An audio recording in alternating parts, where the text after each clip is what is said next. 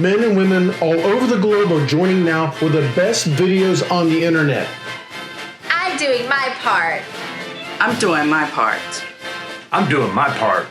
And I'm doing my part too. They're doing their part. Are you? Click the subscribe button now to become a member of the Action Pack.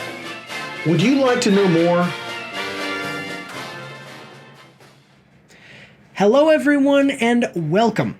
Did you enjoy the Andy Serkis trilogy of the Planet of the Apes, starting in 2011 with Rise of the Planet of the Apes and ending in 2017 with War for the Planet of the Apes, featuring Woody Harrelson versus those damn dirty apes? I really enjoyed that series of movies, and if you also did, I think that we have a treat for you today because we are continuing the legacy of Caesar. It is 2024, and we are returning to the Planet of the Apes. I'm Mike. This is Mike's After Action Reviews, and this is the After Action Review for Kingdom of the Planet of the Apes.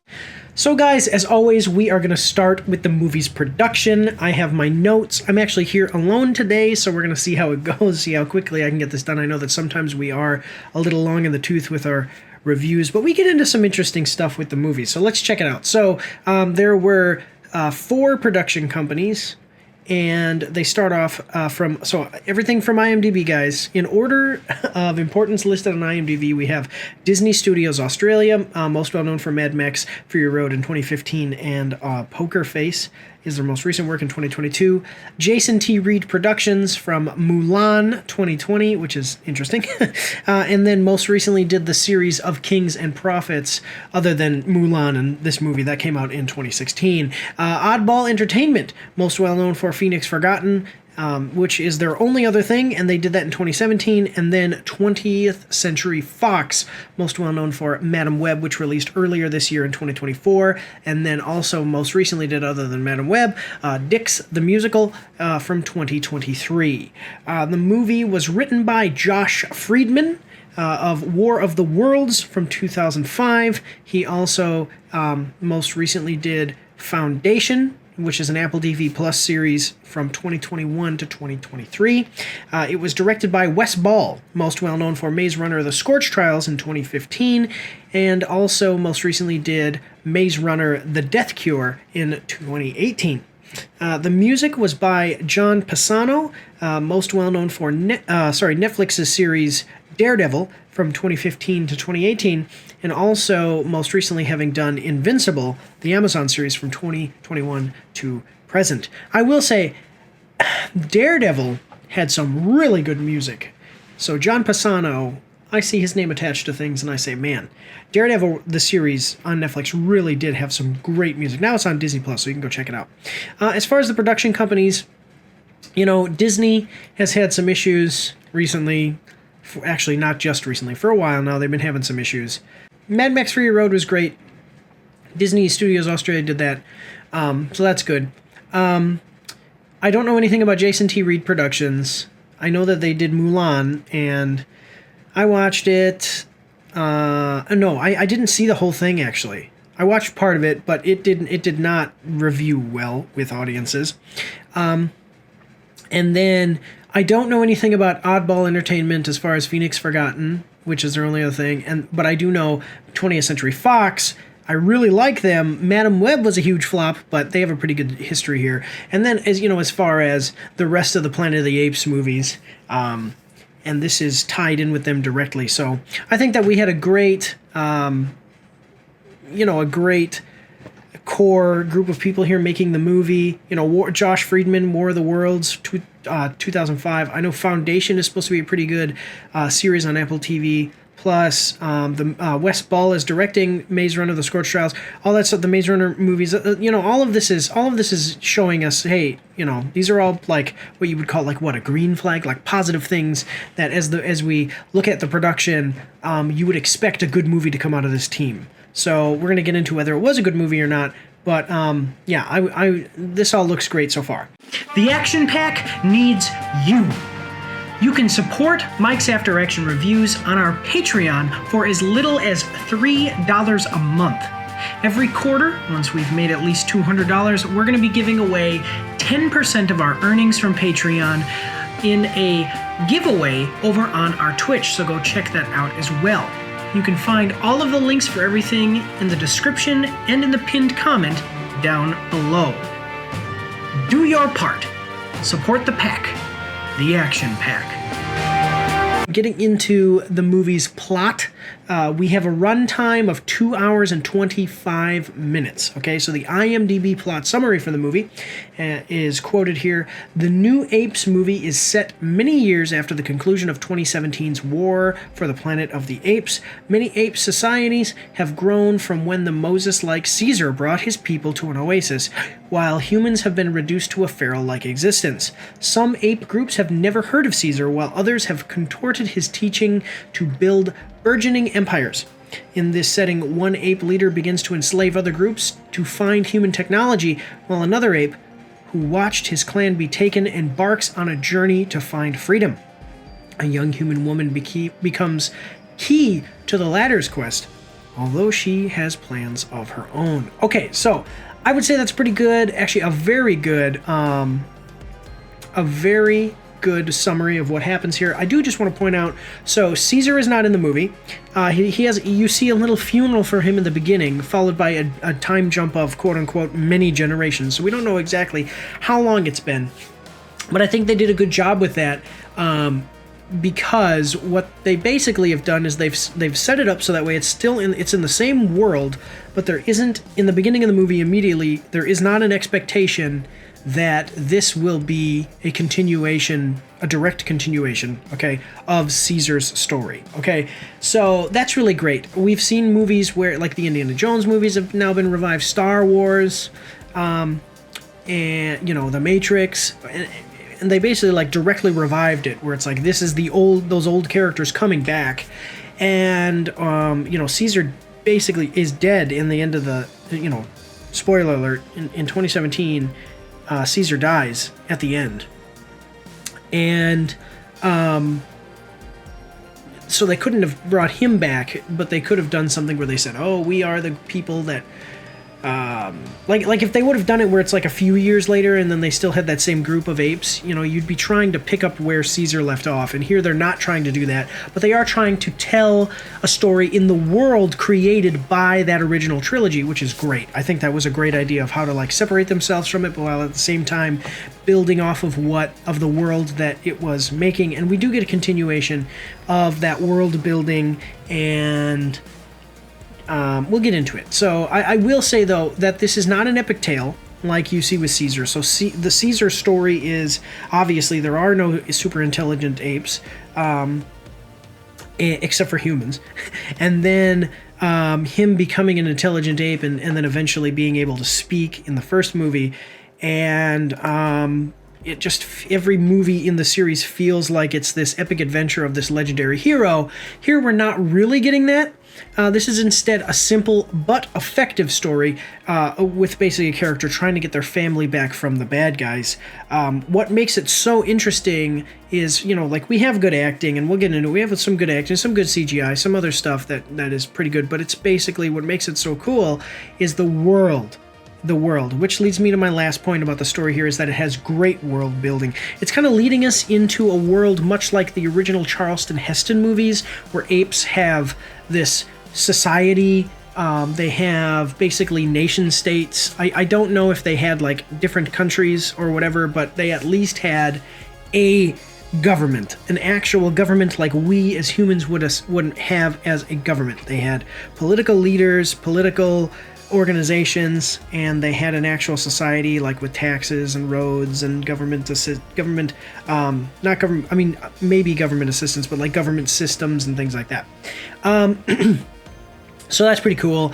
It gives a good history and explanation of the world, so you don't need to see the other movies. So that's nice as well, so you can hop right in. But if you have seen the other stuff, there are things that you're going to look at and go, oh, this is interesting because I've seen the originals. I do just want to say, though, while we are leading into the Charleston Heston movies, like as far as that system of government and like an actual society, a civilization, we aren't quite there. So the apes, instead of having their one unified society of apes, we have apes that are basically at the point kind of where, humans kind of come out of the caves and start to develop society, and then we get into like the Stone Age and then the Iron Age, and then we end up with an Industrial Revolution and whatever, where like the apes are at a point where they're out of the caves now and they have tribes. Okay, they don't have defined, this is our country, that's your country. They have territories that they defend like tribes do. Tribes do today, but also tribes did a long time ago. I liked the story that they told here. I didn't need... Sometimes movies, they try to do this thing where they just have a giant, epic, this is like the fate of the world. And there is some stuff that gets into how the world is going to be and what we're going to be getting in the future, but it's alluded to. It's not like our characters aren't dealing with that. Our characters are dealing with, I need to get my family back because my family was stolen. This leaves it open to basically where they can pivot to whatever they need to in the future. Like, are we going, if they make another movie and they do like another trilogy, is it going to be the same character doing more stuff? Or is it going to be another group of characters in the same world, and it would work because they did great world building. So they've put themselves in this movie. They did a really good job of kind of detaching themselves directly from the other movies. So they're not trying to carry on like Caesar's story or Caesar's son or Caesar's friends. Okay, but then at the same time, they've made it in such a way that they can move on from this movie in a way where it doesn't have to be these main characters, and we can still have a great movie set in the same world. So, yeah, the big thing for me was the world. Okay, so I like the story. It tells a simple story. The world building alludes to all these big things that could happen in the future, and we'll have to watch and see what happens in the future. I think they did a good job here as far as the story. So let's get into acting and characters.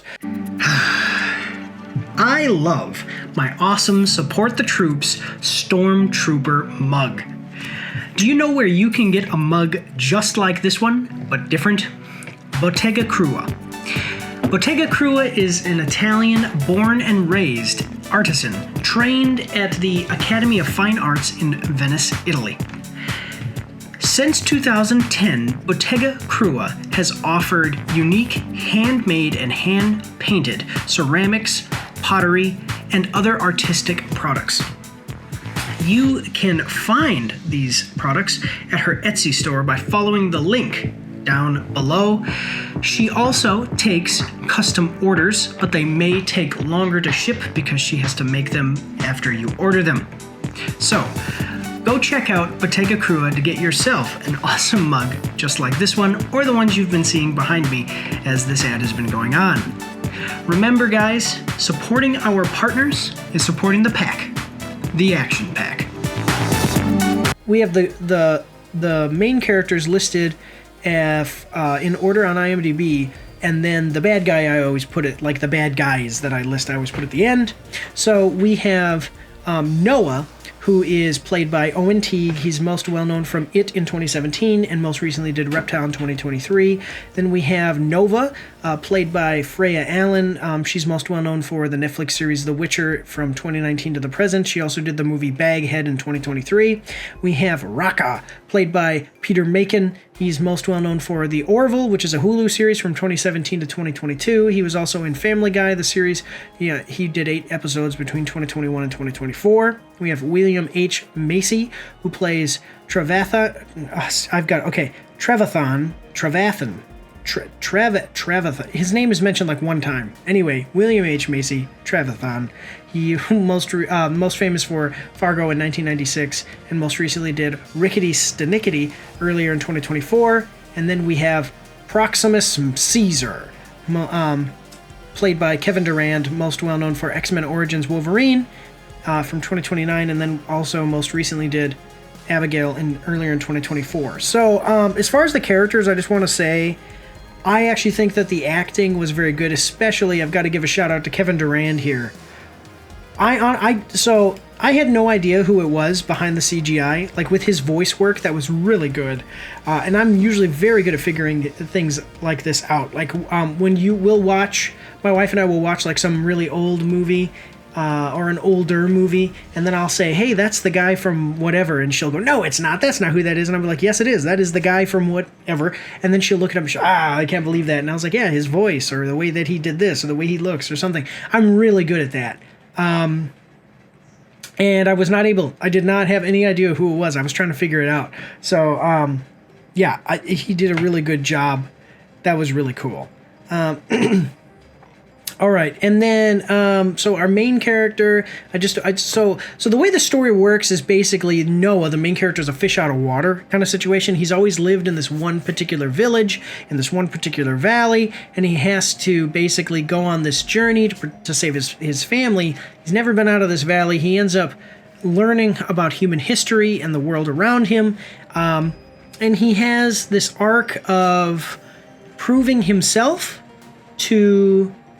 basically to himself, but also to those around him, to show, because it explains in the beginning, without getting into spoilers, that he is coming of age and going to be a man now, considered a man by his tribe, and it doesn't work out, and so he's not able to.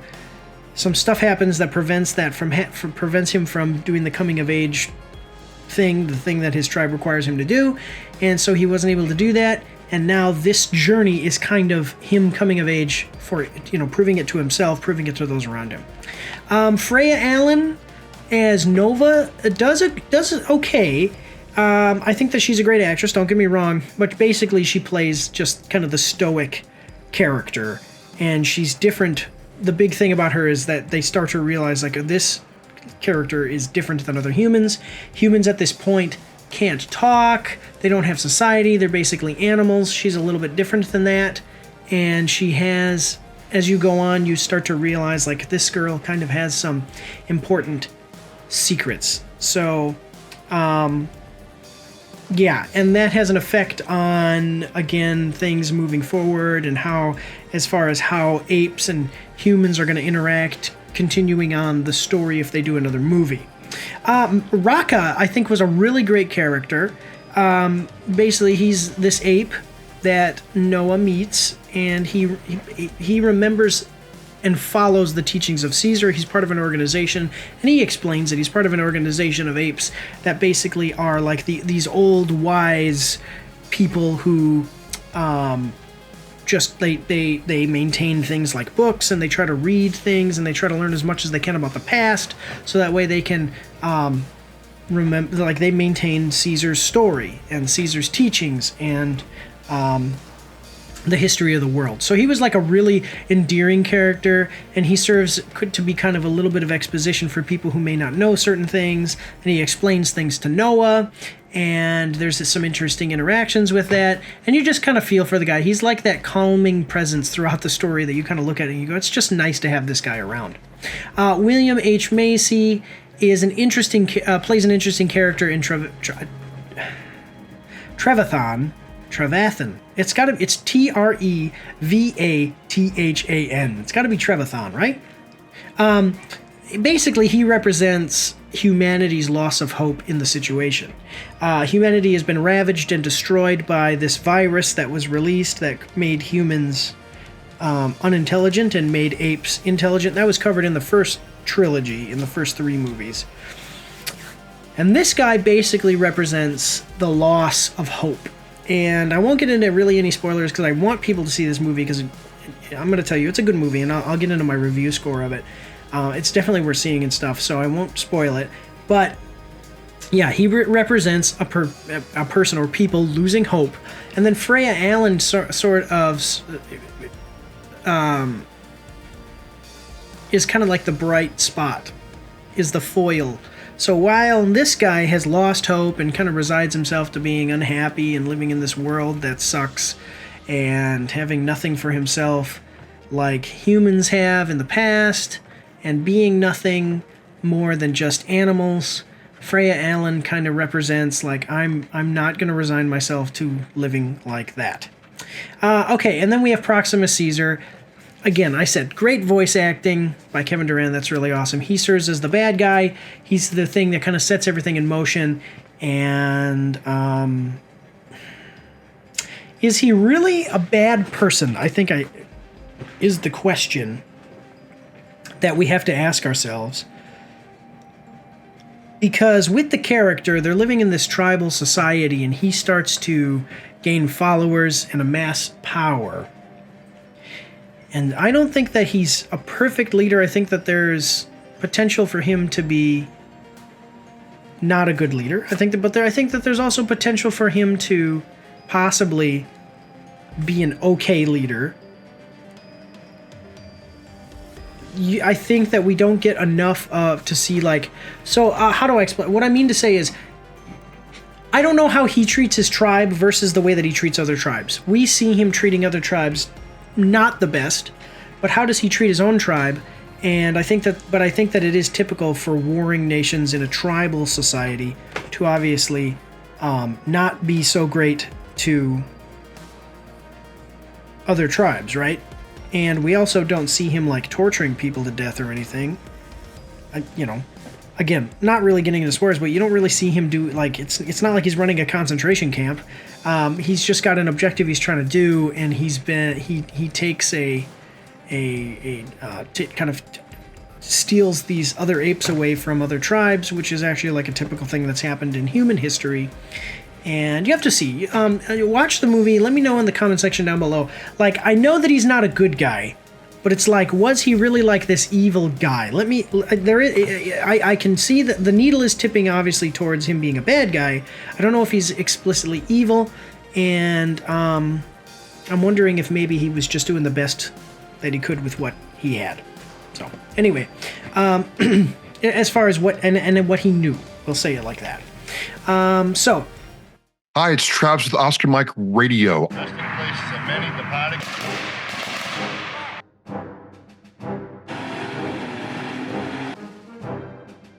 Oscar Mike Radio is a military and veterans podcast and show about those who serve our country and those who have served and are doing amazing things. You know what? Let's take more. And then they had that fantastic... It's managing those logistics and getting things where they need to be on time. I mean, come on. Want to learn more? Want to follow the show? Go to OscarMikeRadio.com or the link below. We're Oscar Mike, and we're mission in flight. Thank you.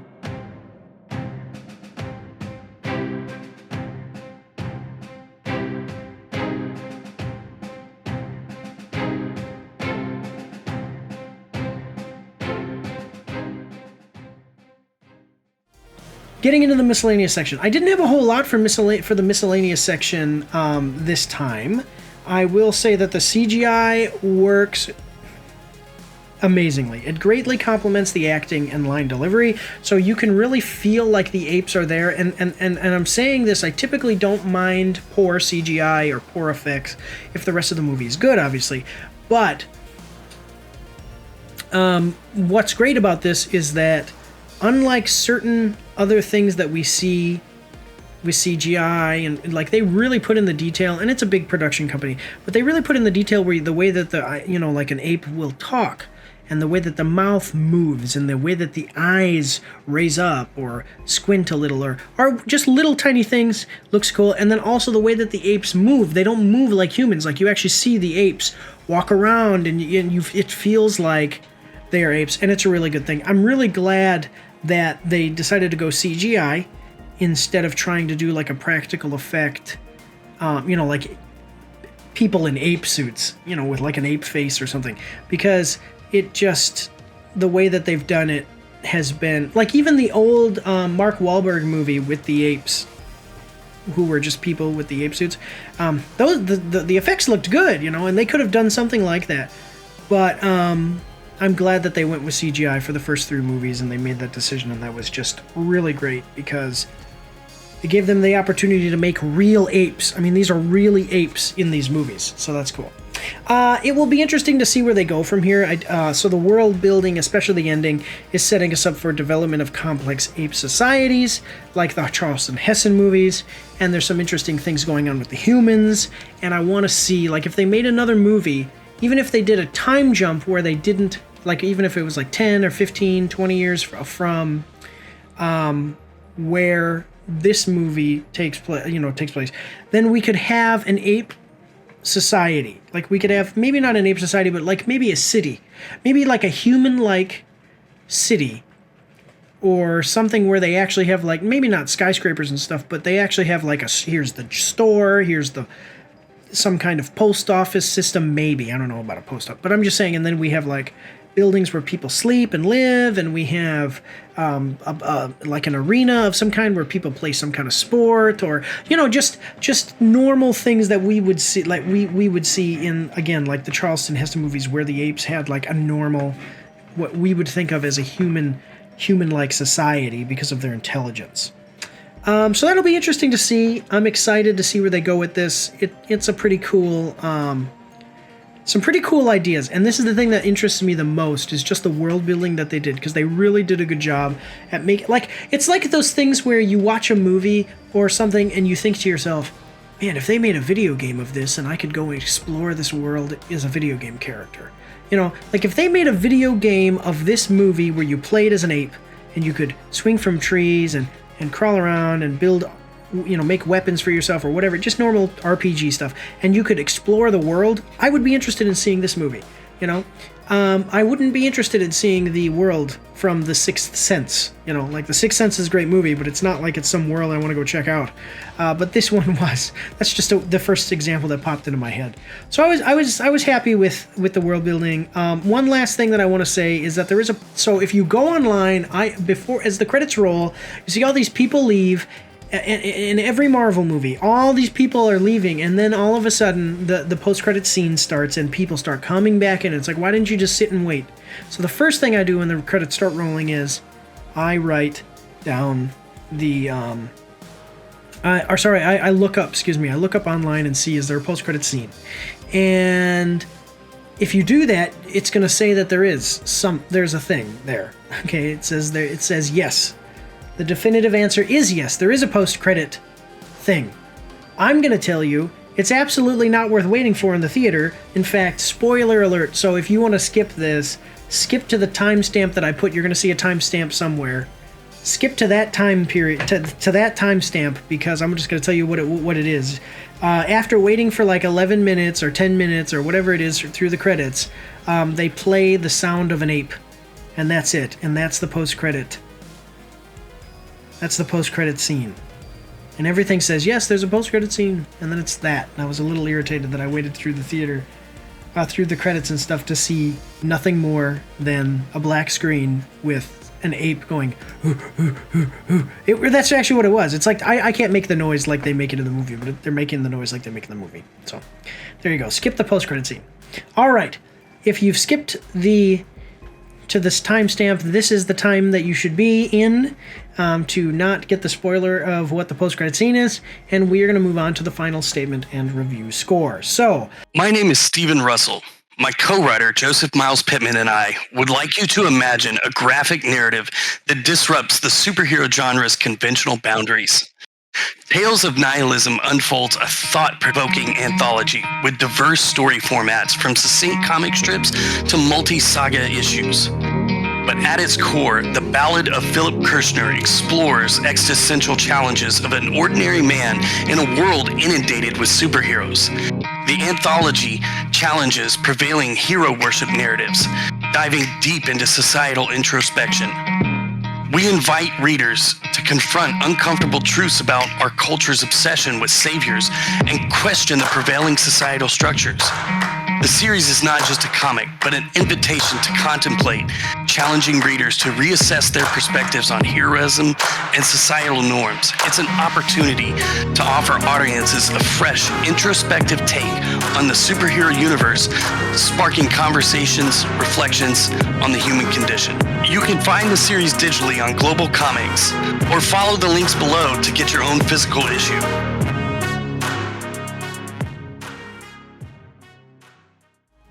Final statement review score. We're going to start with, as always, we've been doing kind of the after action review thing here, which is on theme with our YouTube channel. I was in the military. The military does after action reviews. That's why I'm Mike, and it's Mike's after action reviews. So how you do it is sustains and improves. I'm going to name 3 sustains and 2 improves. So this my first sustain is the absolutely great CGI.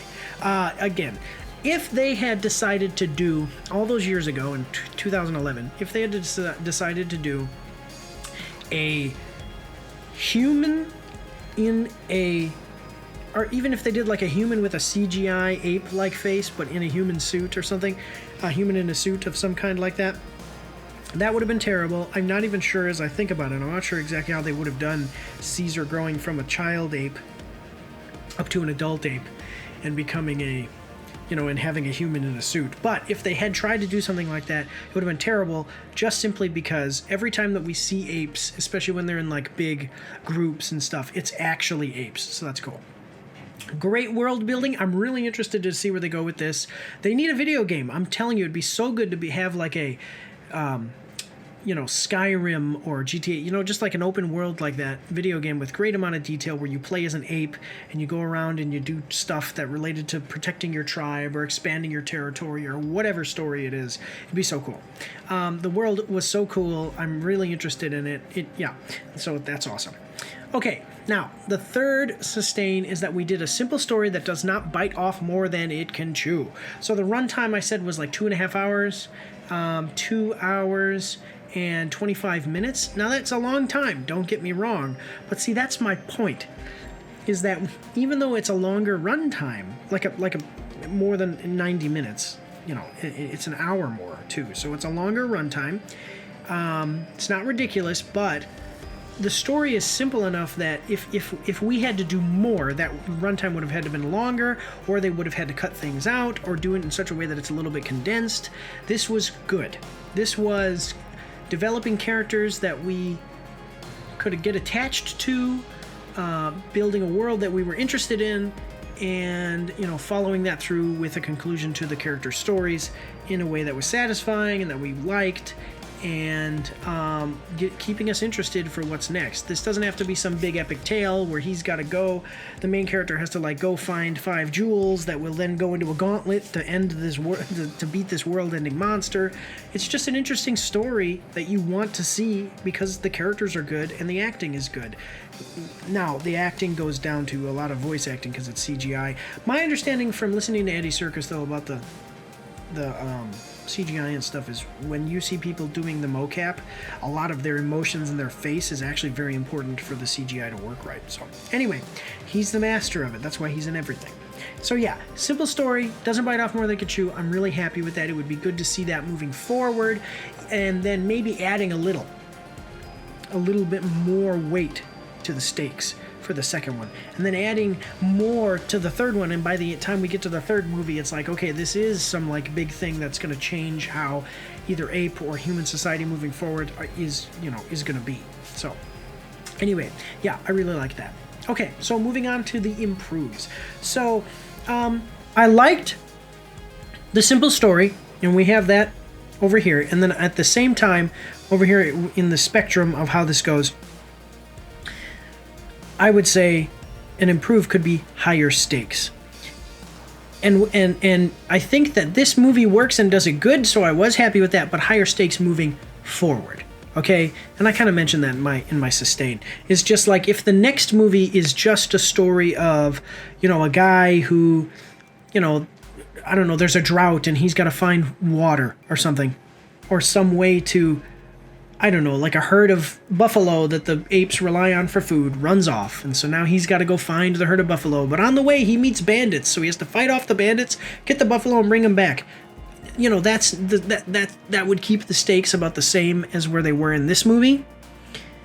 And we need more than that. We need it to be that there's an ape and they're building a society, and there's a risk to that society, or there's a risk that the society becomes evil, or there's this government that has been formed by a group of tribes and they're evil, and we need to change that and defeat the evil leader so that way we can become the leader, and then change ape society for the better. I don't know, something. I'm not a writer. I can look at what is written though and kind of see if it's good or not based on my own opinions. Higher stakes in the next movie, though, would be good. This movie does fine. Just moving forward, I would hope that the improve that they could do is higher stakes. Okay, and then my second improve, which is my last improve, is kind of a more epic main protagonist. So, again, this is something where it's a moving forward thing. It's like as we go, we can improve these movies and make it bigger and bigger and bigger as we move forward by having a more epic main protagonist. Caesar, both on and off screen. So in other words, the audience thought that Caesar was a legendary hero. Okay, so Caesar was a legendary hero for both audiences and in-world characters. Okay, so the characters in the movies who were human knew who Caesar was. In the second movie, they knew who Caesar was. They said, "You're the ape that talks." Okay, and the apes, they would see him and they would look at him like he was this legendary hero, and he basically was. Noah in this movie is a great guy. Don't get me wrong, you know, he's a great guy and all, but he's not like this legendary hero. He doesn't do anything to really become a legendary hero. Like if in the next movie he goes to another ape society or ape tribe, they're not going to go, "Oh man, you're Noah, the great ape who did this great legendary quest." They're not going to do that, and just because his character isn't so big. So what they need to do is they need to keep that rising action, kind of like I said with the higher stakes. The stakes need to rise, and the kind of the greatness of the hero needs to rise. So if it's Noah in the next movie, we need to have Noah do something by about mid-movie, or even by the end of the movie, to become like a legendary warrior ape or hero ape. Okay, if it's not Noah, then the movie could possibly start with it being like this, badass ape who other apes fear because he's this warrior and stuff, or other apes respect because he's done great things, he's some great leader or something like that, and that will lead us into being able to deal with those higher stakes as well. So looking at everything, I have to say I did like this movie. So I liked it like I liked the first movie in 2011, Rise of the Planet of the Apes. Like, it was interesting premise, interesting world building. I want to see where they go with it. Okay, I did not like it as much as far as the stakes and stuff for the second movie. Okay, my feelings on the third movie are a little bit mixed, but that doesn't matter. I'm just saying, like, it's like, it would be like saying when you compare the third Lord of the Rings movie, Return of the King, to the first Lord of the Rings movie. Like, the third Lord of the Rings movie was just way more epic, lots of action, high stakes, emotion. You get emotional with the characters because it's coming to an end, and different stuff that happens in it is more impactful. Okay, this wasn't as impactful as anything in the original trilogy, except for the first movie, where it's basically establishing things. This feels like it's establishing things. It's got the potential to become a trilogy where, or even just a sequel where it's the stakes rise and we do some more stuff. But what they did do in this movie was really good, and I really enjoyed it. And so because of all that, I'm going to give it a rating of 1 thumb way up above average. Okay? I think that this was very good, very worthwhile, and I think that you should go see it. If you haven't seen it yet, go check it out. And then if you're watching this later and you're considering like renting it or buying the DVD, go do it, guys, because it's definitely worth your time. A little bit of a longer movie, but it's worth your time. It had me held me in my seat the entire time, so that was awesome. I do have one thing very quickly before we go. So, last thing here, so if you're not interested in the little extra thing, this would be a good place to end the video. But if you want to see a little bit more here and hear me talk more about this. So, I go to the movie theater, and my YouTube channel is owned by a business that pays for certain things. We still need your support, so make sure to support us. The business needs your support, but we have a very small business, and the business pays for me when I go to movies and buy video games and stuff like that. The business is just basically me and like 2 other people, but and we do stuff related to the YouTube channel and advertising and everything. But anyway, so I got the popcorn box, and I think it was like $30. Yeah, $30 for the popcorn box. Okay, you can see it'll hold 1 large popcorn. I really appreciate that, because when you get the commemorative boxes that aren't able to hold the amount of popcorn that they give you.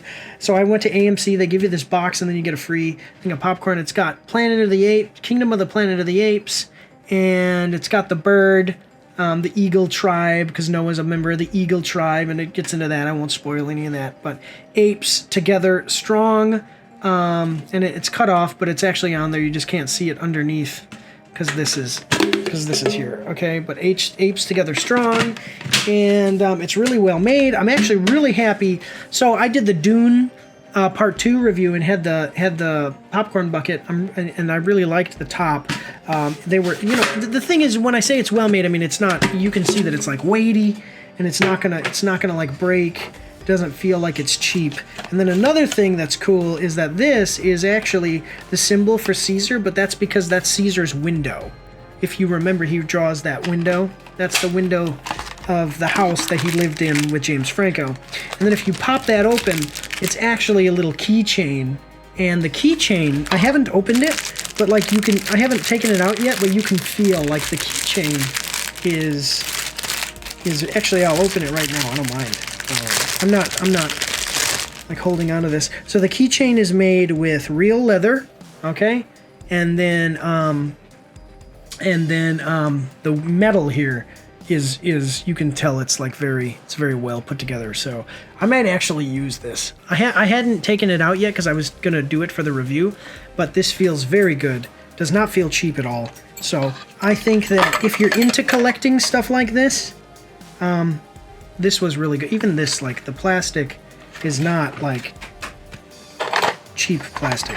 So if you're into stuff like this and you like the memorabilia, this was a good one, and I don't know if they're still selling these, but if you do get the opportunity and you're into collecting memorabilia, the popcorn bucket was cool, and you get a little keychain as well.